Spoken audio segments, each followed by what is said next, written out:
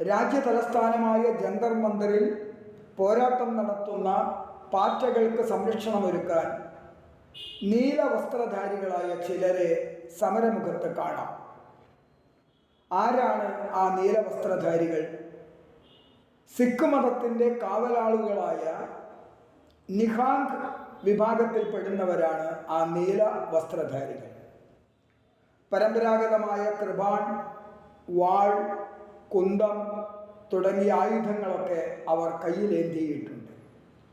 അത്തരം ആയുധങ്ങൾ കൈവശം വയ്ക്കുവാൻ അവർക്ക് മതപരമായ അനുവാദവുമുണ്ട്.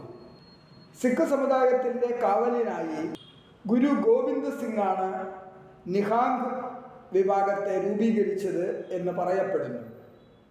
നിഹാംഗ് വിഭാഗത്തിന് വനിതാ വിഭാഗവുമുണ്ട്.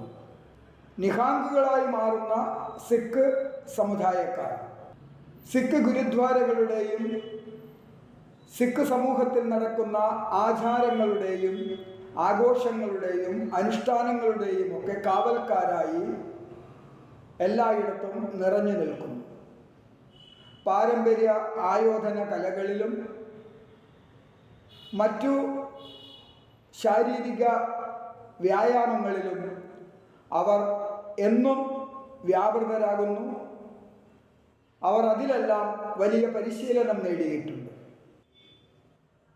ജന്തർ മന്ദിറിലെ വിദ്യാർത്ഥികളെ പോലീസ് അകാരണമായി ഉപദ്രവിക്കുകയാണെങ്കിൽ അവരെ രക്ഷിക്കും എന്നാണ് നിഹാംഗുകൾ പറയുന്നത്. നിഹാംഗുകളുടെ ഈ സാന്നിധ്യം പാറ്റ സമരത്തെ സംശയത്തിൻ്റെ നിഴലിലാക്കുന്നുണ്ട് എന്ന് അഭിപ്രായപ്പെടുന്നവരുമുണ്ട്. കാരണം ഇപ്പോഴും കെട്ടടങ്ങിയിട്ടില്ലാത്ത ഖലിസ്ഥാൻ വാദത്തിൻ്റെ മറ്റൊരു രൂപമാണ് നിഹാംഗുകൾ എന്ന് വ്യാഖ്യാനിക്കുന്നവരുണ്ട്.